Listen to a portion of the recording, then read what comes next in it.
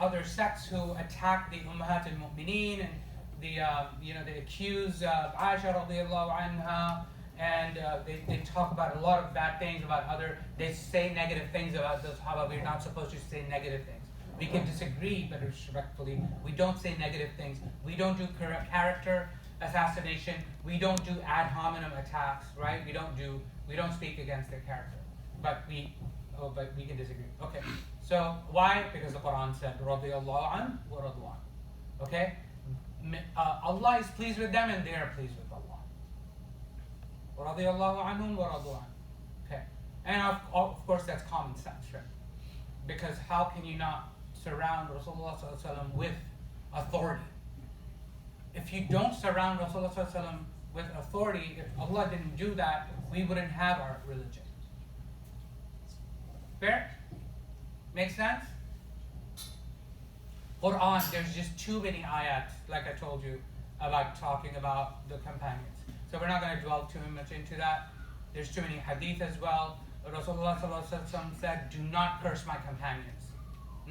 La tasubbuhum. Do not curse my companions. Even the companion was cursing another companion, and Rasulullah sallallahu alaihi wasallam said, "Don't curse my companion." A drunkard, a Sahabi that drank alcohol, and he had this habit of drinking alcohol in Medina, in the Medina of Rasulullah sallallahu alaihi wasallam, and Rasulullah sallallahu alaihi wasallam is alive,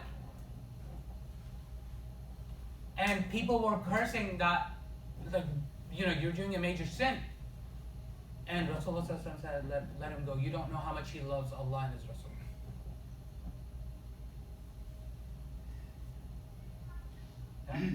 So anyway, a lot of respect for Sahaba. I don't understand that though. Why did he correct him? No, he was still punished. Like don't curse him. Oh, right. Don't throw judgment on him. He's a kafir. He's doing this, and just disassociate with him. No, work with him. He's gonna get the punishment that he deserved, because every time he came, he drank it. The punishment was I don't know how many lashes, 100 lashes. So he got the lashes, and then they caught him drinking again, and then he got the 100 lashes, and they caught him drinking again. Then somebody's like, why are you doing this?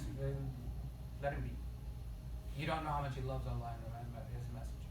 Yes. What is your plan for prayer for Zuhur, right now or after class? Because I think everybody's like really too much information for the day. No. Oh, I see. Oh, yeah, that's right. Normally Sunday So let's then stop at 2, inshallah. Is that okay? Can we go a little bit more? Yeah. Okay. Yes, Let me see what topics we have left.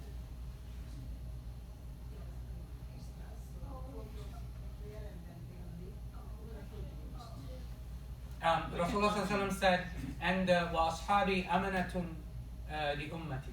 My companions are the trust of my ummah, right? Don't curse my companions.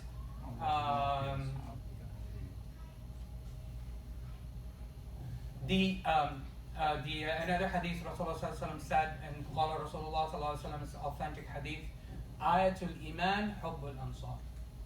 The sign of iman is when you love the ansar. Wa ayatul nifaq, the ayah of hypocrisy. The sign of hypocrisy is you have animosity against the ansar. Okay. So the consensus. So the Sahaba Karam, they knew all of this, right? The deen is being revealed around them, to them, upon them. They always consulted with each other. Whenever there was a disagreement, there was a consultation. So there's an ijma of Sahaba. They agreed collectively on things. Okay? They weren't like isolated egos. They didn't have those. You understand? Very important. They consulted with each other. There's consensus.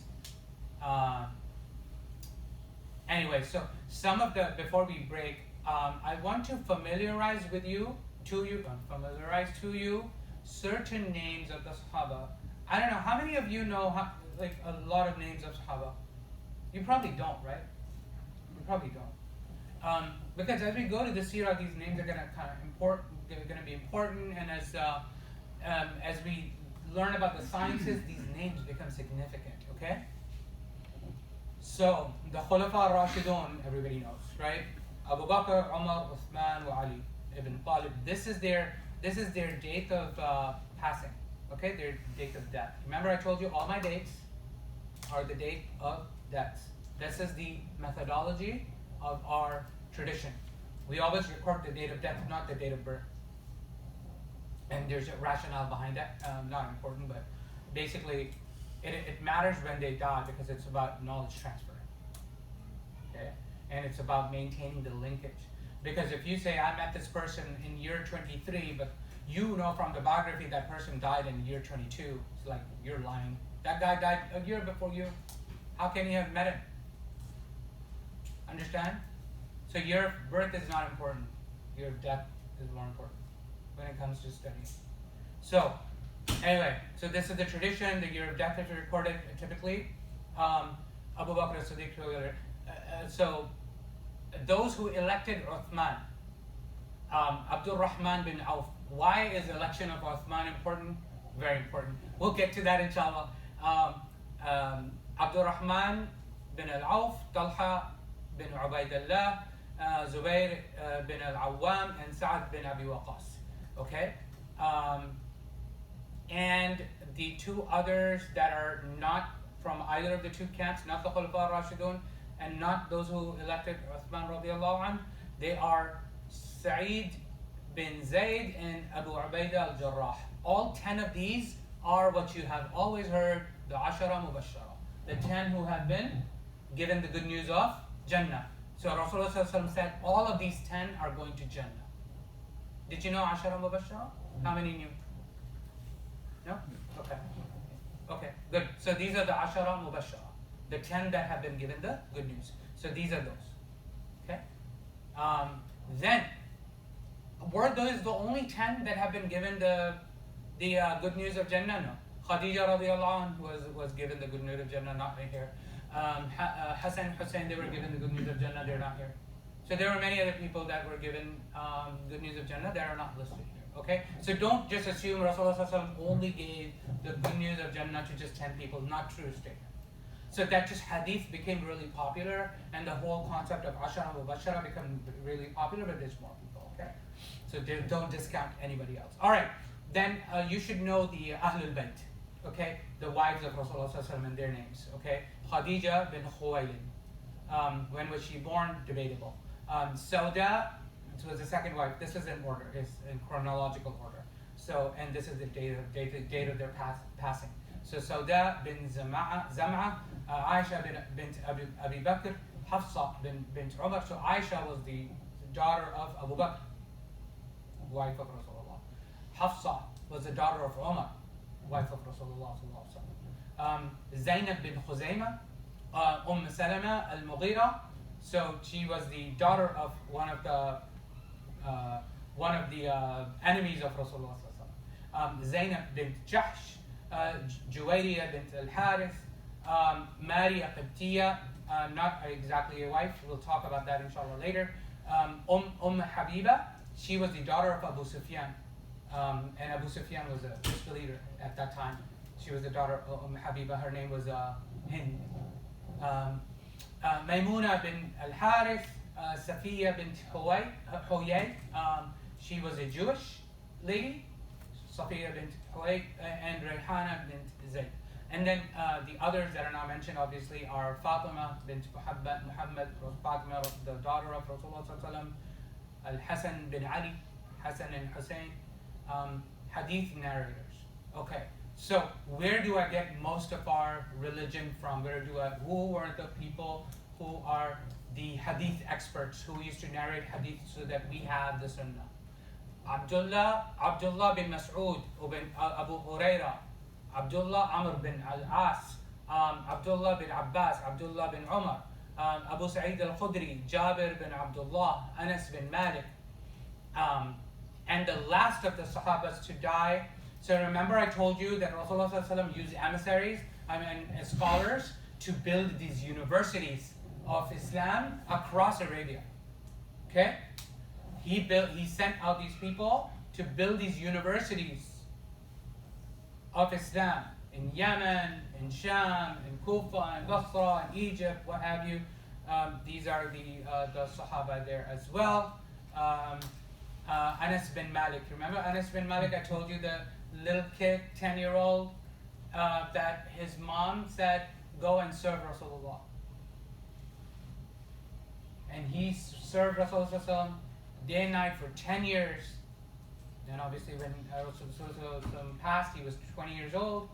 Anas bin Malik, he was sent as the scholar for Basra, Iraq, right? All right, good. And the last of the Sahabi to die was in Mecca, Amir bin Wathila al-Laysi. This is the last Sahabi to die, 110 Hijrah. He must have been really young when Rasulullah was alive, right? You understand the significance here? Okay? Anas bin Malik was a kid, so you can imagine he lived a long life, right? Because Rasulullah made dua for him, because obviously he served him for 10 years, so he died really, really late, right? 93 Hijrah. 93 years after Hijrah, Anas bin Malik died. So he was over 100 years old already, because he was 20 when Rasulullah died, as according to the rough math that I just did. So Amir bin Wathila, 110, end of the Sahaba generation. Rasulullah, believe it or not, predicted this. Last few days before his passing, he said, sallallahu alaihi wasallam, the Prophet ﷺ prayed one of the Isha prayers in his last days, and after finishing it with salam, he stood up and said, do you realize the importance of this night? And the Sahaba Karam know, Allah subhanahu wa ta'ala and His Messenger know best. Nobody present on the surface of the earth tonight, meaning you Sahaba, would be living after the completion of 100 years from this night. Look at the date of death of this last Sahaba. 110. Rasulullah passed away 10th Hijrah, right? 11th Hijrah, roughly. Mind blowing. Okay, that's the Sahaba. Okay? Barakallahu feekum. Inshallah, next we will talk about the next tabaqa, the next generation. All of this is important. I'm not just giving you this information just because, okay? This is all very important to understand what to do, what's going on. And we're peeling these layers. Okay, hopefully you appreciate the companions radiallahu anhum ajma'een today more than ever, inshallah. I hope so. I don't think many people talk about the Sahaba, unfortunately. They were amazing. Barakallahu feekum. Wassalamu alaikum.